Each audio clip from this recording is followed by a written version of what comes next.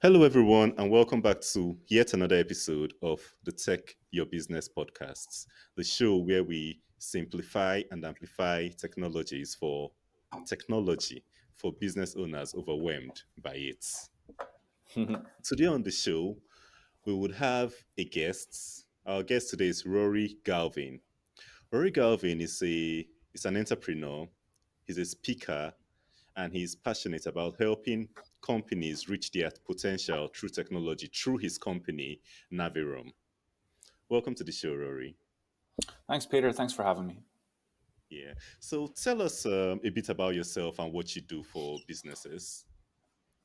Yeah, so I run a company called Navirum, and we're a specialist financial services technology consulting company. Bit of a mouthful, but we work with the majority of our customers are small to medium size banks, insurance companies, wealth managers, and we help them to really what we help them to do is to streamline their business, to become more productive, to become more profitable, to enable growth, to enable them to reach some sort of a business goal using technology.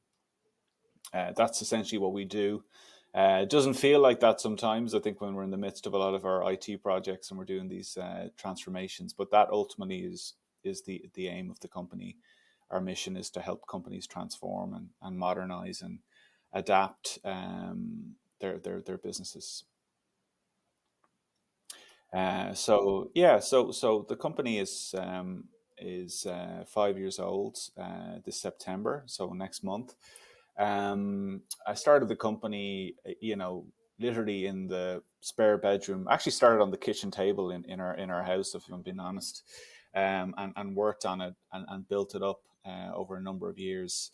And we work with companies across America pretty much. So from Canada, right the way down to the Caribbean. It's the way I describe it now. Like pretty much, that 90% of our business is in that geography, and we've got some customers in Europe and some in Asia as well. But the majority are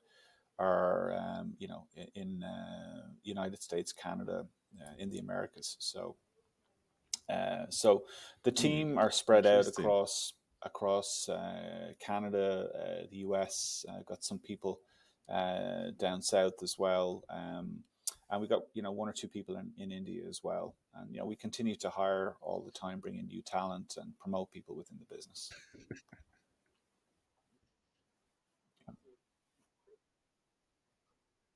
Yeah, yeah,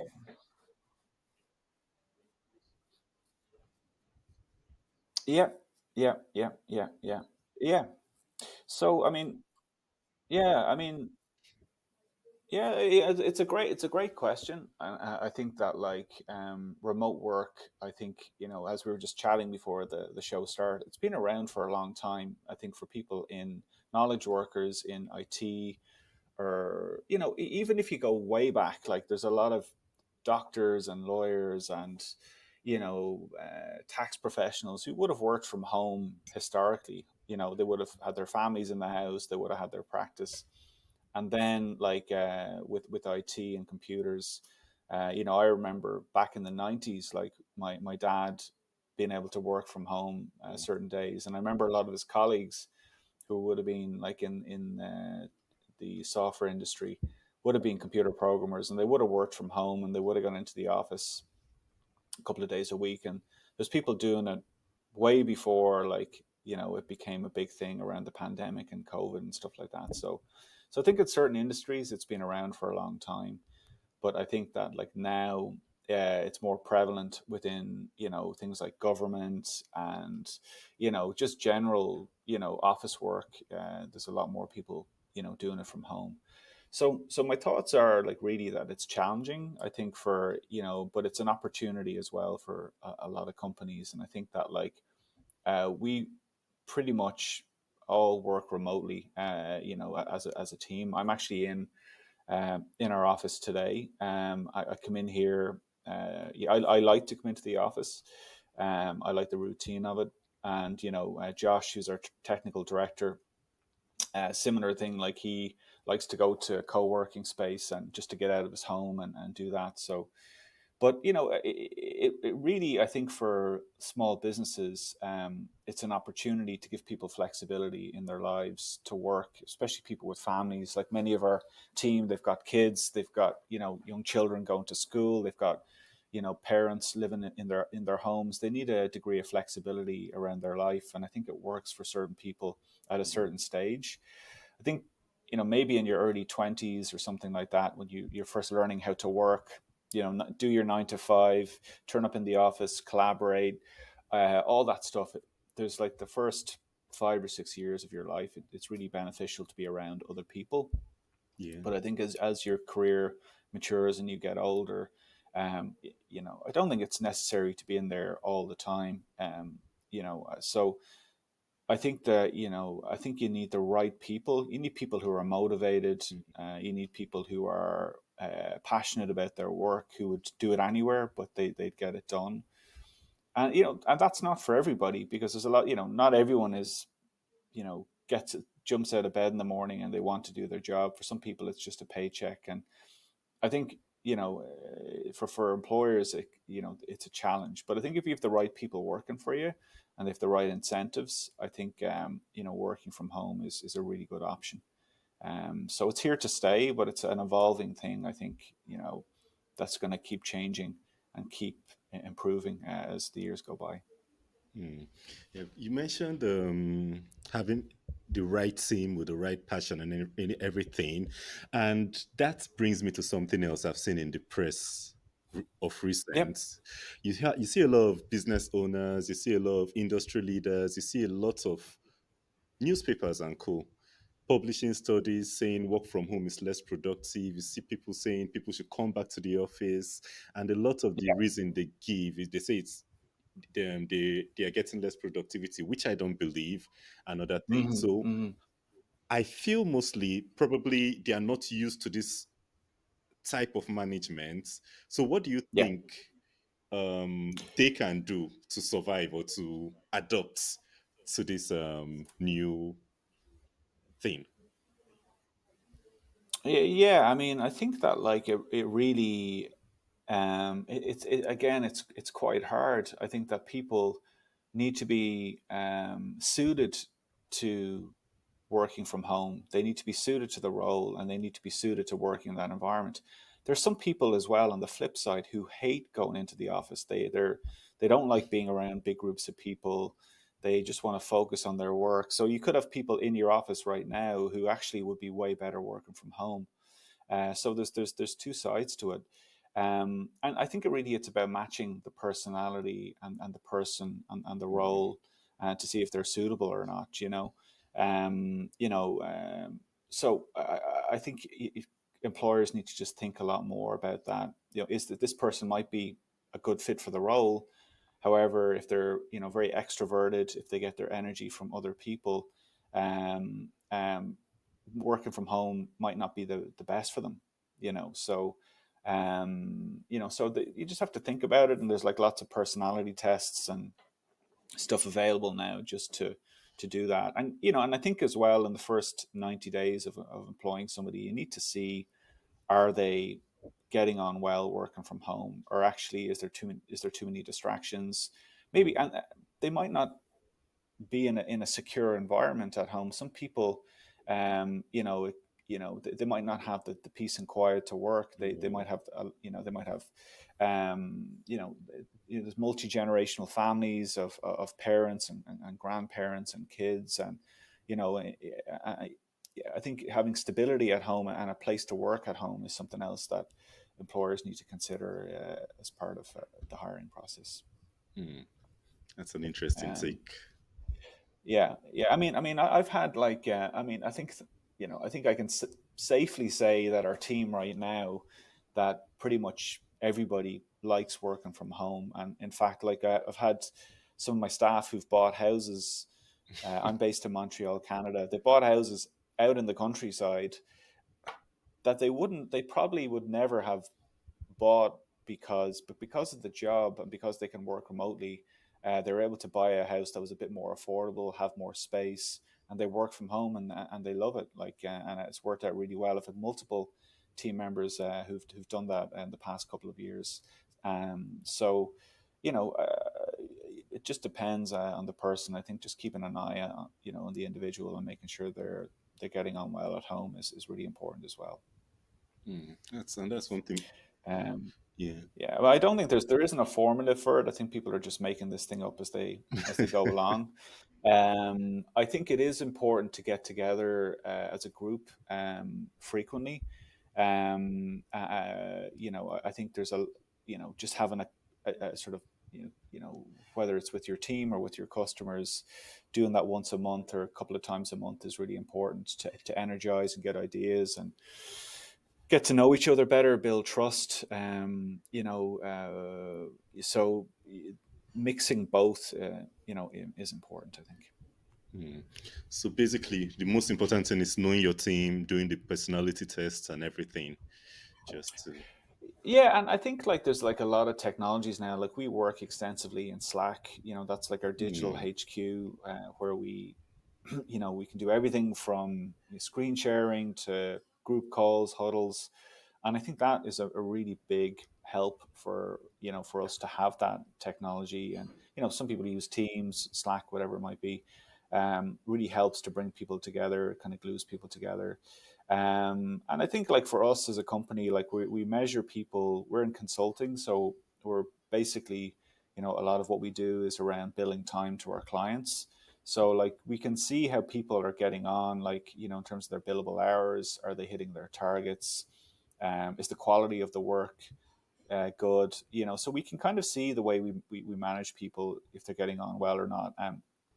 I've got some staff members who like to start really early in the morning, who actually, are at their desk at 7 o'clock, and they like to finish at like 3 o'clock in the afternoon, because they're up before their kids get up. They're doing an hour or two of work, then they're finishing up before their kids get back from school or daycare, and then they can go back into their other job of being a parent. So I really like that flexibility that it can offer people in that respect.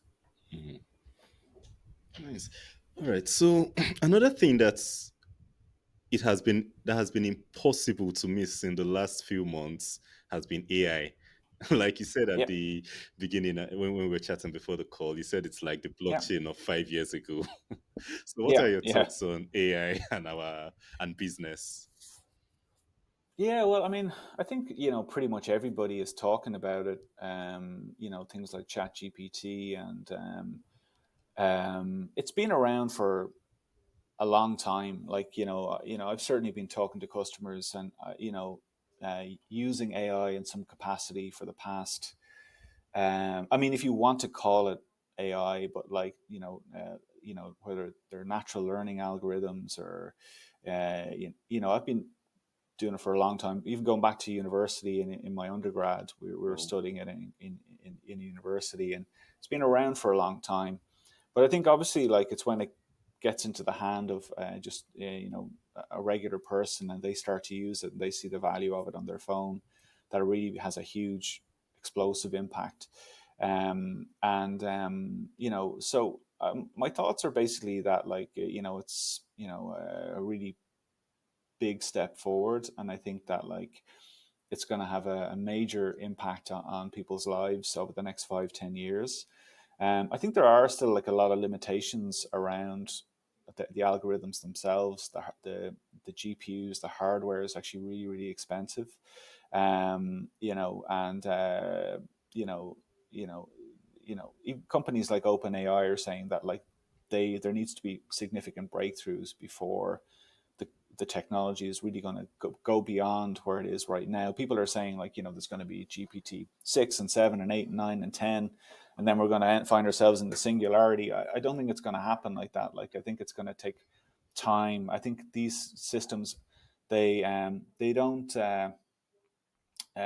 store data like AGIs. They learn it. mm, So they build out models and weightings around the value that each token has in their system. So they once they build that into their understanding, their knowledge, the stuff that's in the databases, the information that they've harvested, doesn't really matter anymore because they just have this knowledge of it. It's like you or I knowing how to drive a car. Once you know how to do it, you're not like looking back in the manual Yeah. to figure out how you start the engine. You just know it. So this is like a profound change to the way that like systems work and operate. Like if you think about like the challenges around that, like around like if you've got like an assistant or a sidekick app in work that's helping you out, like it's going to know, it's going to learn all the information in your systems. But how does it unlearn it? Because you can go in and delete Mm. information from a database, but how do you delete information from a from a an algorithm and based on AI? So there's like a lot of challenges around it, and I think there's going to be a lot of you know privacy and issues with the technology, that unknown unknowns. But but I think in general it's going to be really really positive, and I think it's going to help a lot of companies, small businesses, for example, small to medium sized businesses, to really unlock a lot of the knowledge in their companies, and it's going to help them become much more profitable, much more scalable. And that's kind of what we're working with clients on the moment at the moment is just along just preparations and educating them on the technology and what it is and what it does and its capabilities. And a lot of companies are looking to future proof their businesses for this technology to make sure that they're ready for it and that they don't fall behind in some way. But we're still in the very, very early stages. So, I think it's an exciting time to be involved in the technology industry for sure. Yeah. All right. So I've seen a lot of businesses trust these AI platforms fully with Yeah, things like their content, their customer yeah, yeah, service, and things. And yeah. do you feel that's advisable? I think people are, there's a lot of experimentation with it, but like again, I don't advise companies just to go and start exposing their data to these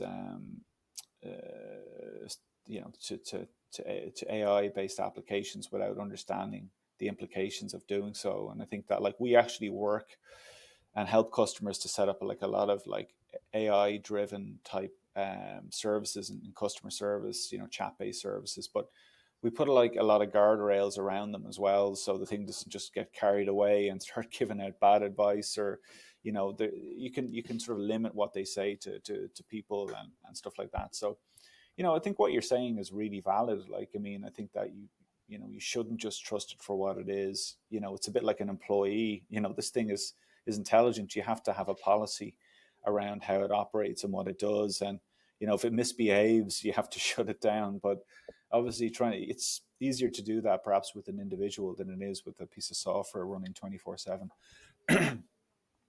But again, it's a bit like the remote work. We're sort of figuring it out as we go along. But again, I think it's hugely positive, and I think we're talking a lot about like small businesses, but if you think about how this can help out, like people in hospitals to help diagnose people who are vulnerable to certain diseases, to help elderly people with their affairs, like without having to call up, if they can just chat to an AI software and have it respond back. I think it could be really, really helpful. So we're into sort of an unknown period, I think, like, and we don't really know where this thing is going to go, but like, it's certainly going to be interesting. Hmm. All right. So, what are some areas of a business that use of AI would highly leverage? Well, I think, I mean, we see use cases for it right now all across the business, but like for sure, like in terms of like for marketing, for example, in terms of content creation, content generation, creating like images for campaigns, or writing like an agenda for an event that you're running, or I mean, there's use case anywhere where you're producing content. There's use cases all over the place. There's I mean, there's so much you can do in terms of like for prospecting to clients, trying to get the tone of the conversation right. If you want to reach out to somebody who's senior, who's junior, you can pretty much ask it to do anything. From a sales perspective, again, it's a similar sort of thing. Like it can help you write emails to customers. It can help deal with perhaps difficult customers as well. You can produce content or get advice from it. If you want to research a company, it's going to go and pull all that information back for you. And customer service as well. Like, I think the trend we're seeing is a lot of companies are looking to automate their customer service. They're looking to, use chatbots to serve their clients and respond to them in meaningful ways. So I think, traditionally, like customer service would be seen as sort of a cost center for companies. So anything that can kind of reduce the cost or the overhead using AI is really, really popular right now.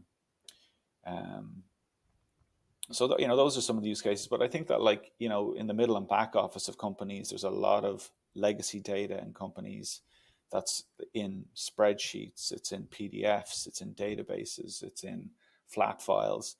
And I think there's a huge, huge opportunity now to unify all that information and expose it to, AI, and to really pull that corporate knowledge into one place.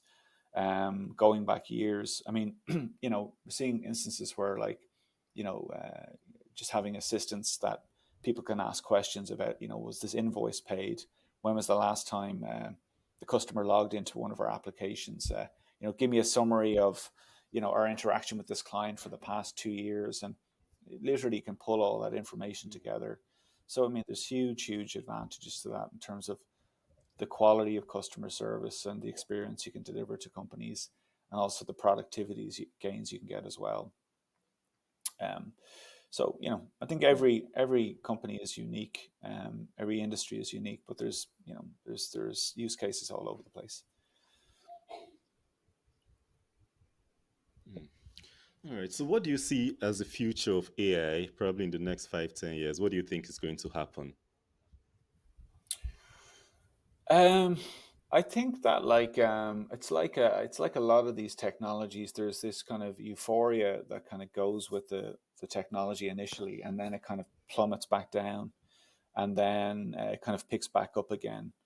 And I think that, like, my own personal point of view is that there will be sort of a plateau, and but, like, I think that, like, you'll just see like a lot of companies, like all the major players, whether it's Salesforce, Microsoft, Google, they're building this into their platform right now.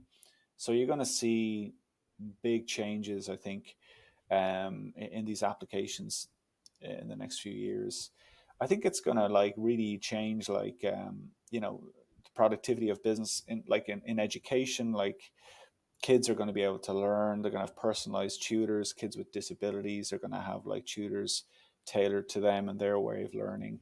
I think, in kind of industry like manufacturing and stuff like that, in automotive, you're going to see proliferation of autonomous vehicles. Like Tesla are doing it right now in a big way. But in a similar way, like, you're going to see lots of other companies doing the same thing, and that learning mechanism that they have, it's different to AGI, but, like, that technology, is still going to be employed in a lot of these vehicles as well going forward.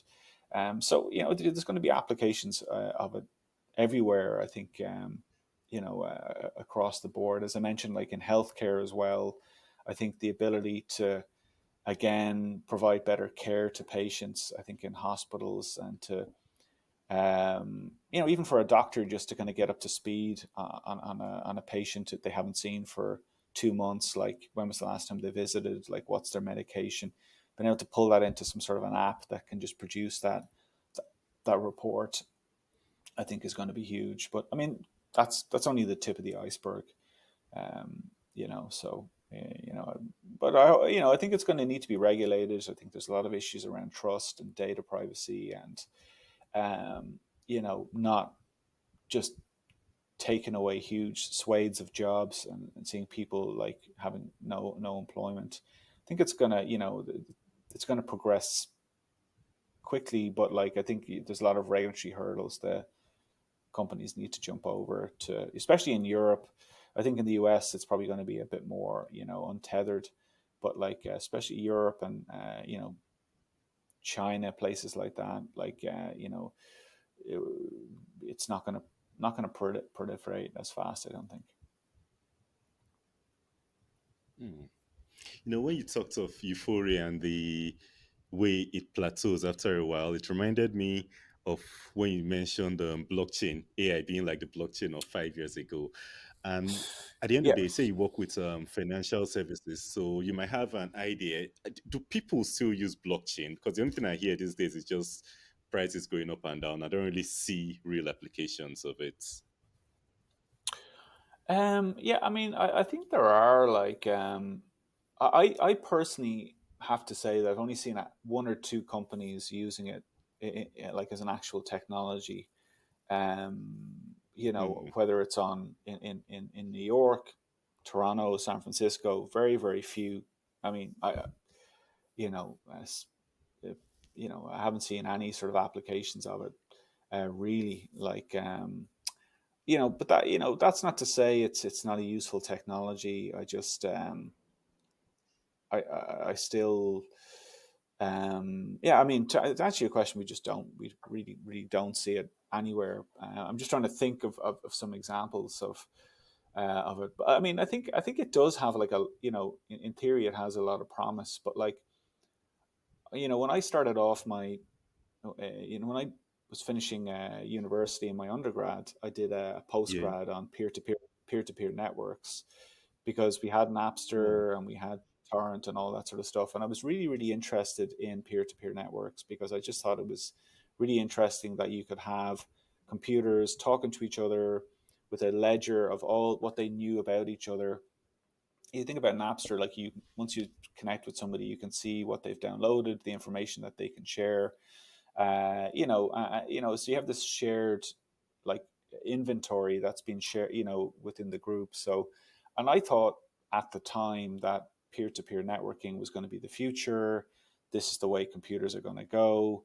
But what happened was the cloud came along, and cloud technology was much cheaper, much more secure, and it had huge investment as well. And it just literally came in. There was a period where peer-to-peer networks looked like they were going to take off, and then it was just like a fly was just like, knocked out of the way by these huge Silicon Valley companies. So it was a much, you know uh, you know uh, more popular technology. So I still think that like traditional cloud based applications are really still really strong. Like, I think that like, you know people, there's blockchain still has a lot of competition in that respect. Um, but let's see what happens, like, in the future. Like, think things like Bitcoin. We've seen the past couple of Yeah. weeks. Larry Fink, who's the CEO of BlackRock, is investing into Bitcoin, and you've seen some big players in starting to invest in the technology. So clearly, they think there's something there, as a hedge for inflation, as a digital store of value. I think all of that stuff really sort of, it does in theory make sense, but like I still feel that there's like a lot of technologies around there that are, still really good substitutes for that, that people just kind of go to. Um, but it could take, we'll see where it goes. I really don't know, but there's some promise there somewhere, I think. Yeah. All right. So when you see businesses adopting technology into their workflow, what are the biggest mistakes you see them making that are avoidable? I think the biggest mistakes really are, I mean, probably not sitting down to understand your process before you go and you implement the technology. I think every company needs to know Mm. what their sales process is, what their customer service processes or their procurement processes before they implement this technology or whatever it might be. So I think understanding that is really, really important. I think very often companies underestimate training and education on the technology as well. They think that once they buy this thing, we do a lot of work at Salesforce, that suddenly it's going to work and hey presto, they're going to have an application. But this is these are sophisticated systems, and even the executives in these companies, they need to spend time to learn how to use them, and they need to be prepared to fail and learn and get better and better over time. I think that's really misunderstood as well when it comes to setting up systems or automating processes. And the other thing that I think is also underestimated is making sure all the stakeholders in the project are on board with what you're trying to do.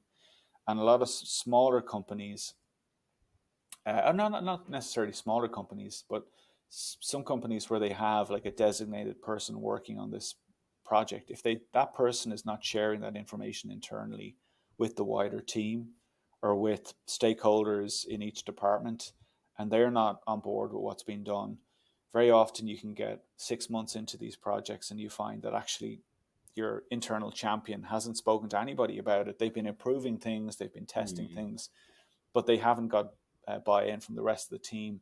And then you find you can have difficulty there. So, I think what we always try to do is just to try and second guess those issues happening on those projects. And we try to create as much information flow as possible on these projects.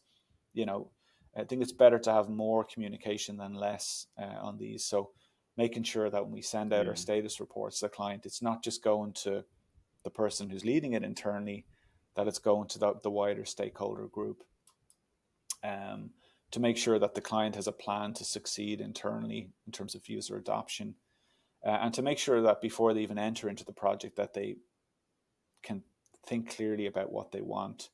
And we always ask our clients to take some time to write down and define those processes, define their requirements before we go and implement them. Because if they don't take time out to do that, we can't really help them, because we don't know where the issues are, or we don't know. We can go in and say, well, this is what you should do, but if we don't know where their problems are, it's hard for us to help them. So getting that thinking in up front, I think, is really, really important as well. So, what would you tell your younger self? You've been running your business for about, you said, 5 years or so. So, if you could go back in time and have a talk with your younger self starting the business, what would you tell him, and what would you do differently? Um, that's a really good question. I think every company needs to commit to like a mission and have a niche that they're focused on. And I would say anyone who's thinking about, myself, like thinking back 5 years, I had an idea that we'd set up this sort of boutique consulting company in financial services and we'd grow it internationally. And along the way, we didn't waver. We kind of drifted away from that to a small degree to other industries, but I think we should probably have just tripled down on just focusing on one thing that in a big market. I think that's probably one thing I would have adjusted. And in terms of other stuff that I would have done, within that niche, I probably would have focused in on like one particular area. You can say you're in financial services, but it's a big area. But like having an area, a category one area of expertise within the industry that you're in, I think is really important. And I think that like another thing probably I would have done is create processes internally and procedures for running your business, but keep them lightweight. And I think that like the more overhead you have operationally, the more drag you're going to create on your projects. And you want to sort of stay on top of your projects and your processes, but you don't want to have this overarching process that is slowing the whole thing down. So that's probably another thing. I think our early days we had a methodology that was a bit too over the top for the sorts of projects that we're working on. So it would have kept it lightweight. What else would I have done? I think probably sought out mentors earlier on, like people who've done this before, people who've been down this track, and met other entrepreneurs from other businesses as well. I think at the start, I was just so busy, servicing clients and just trying to grow the business that like I didn't really feel like I even had the time to do it. But it's all about making time for these things. So that's something I definitely would have done. Um, so I think keeping the processes lightweight, seeking out mentors, and focusing in on a niche would have been something I would have done more of. I mean, I did do it, but I think probably would have done more of early on. And I think being patient as well, growing a business is also really important. I think that like growing your business and doing it profitably is a patient process. It doesn't happen overnight. So I think having patience in business and being, you know, you know, growing and just kind of reducing your expectations around what you can achieve each year. Like years go by so fast now. Like, I think you should have like 2 or 3 things that you aim to do each year. Keep it simple, play the long game, and seek out mentors and stuff like that as well to give you guidance. Those are just a few things I'd recommend to a younger version of me. And I actually love that answer. I love that answer Yeah, because it just addresses a lot of the things we do wrong when we start a business, not being patient. There's one thing you mentioned though, keeping your yeah, processes lightweight, because when most people think about processes, they think of these really big documents with the labeling and yeah. all that, and it's scary, it looks scary. So what do you mean when you say keeping your processes lightweight? Yeah, well, I mean, I think that um like for us, like when it comes to I didn't know that. Sorry, my Alexa just spoke to me here. Um I think that like what I mean by that is like when a company is growing, like you need to understand, like for us, we do a lot of project based work. So we need to know the status of those projects. We need to know, is the client happy? What's our deadline? Are we profitable on the project? Who's working on the project? Do they have bandwidth to work on the project? Like there's certain key things that we need to know on each engagement to understand whether the project is going to continue on or it's going to, we're going to pause the project. We're going to have a different conversation. So I think that like those 4 or 5 things that I just mentioned there, I mean, you could create like a 5-page document, on that information, but like Mhm. it's really just 5 bullet points, and whoever is managing that project should be able to answer that. Similarly with our sales, like we should be able to know, have we qualified the deal? Do they have budget? Are we speaking to the decision maker? What's the compelling event for them investing in this project? And I think there's certain processes or cadences that you need to have in your company that should be answerable in 4 or 5 bullet points. And I think you don't want to over complicate those things. So that's what we try to do as much as possible. Just try to reduce the complexity. Now we track everything in our systems, but like when it comes to like internal status reports and stuff like that, we just try to keep it succinct. So our team can focus on servicing their customers or closing deals, whatever it might be, and not be caught up in a massive amount of administration internally, because that costs us money at the end of the day. Really true. So, what's your favorite tech tool using either managing your business or your personal life? We use a few different systems. Like we use for sales and marketing, we use Salesforce internally. So big fans of that. Mm. As a Salesforce partner. For our own engineering uh, project management, we use Jira internally Atlassian Jira, um, because it just has a lot of functionality that kind of suits the way that we work. So big fans of that as well. I think it's a pretty much a staple in the IT industry really at this stage. Yeah.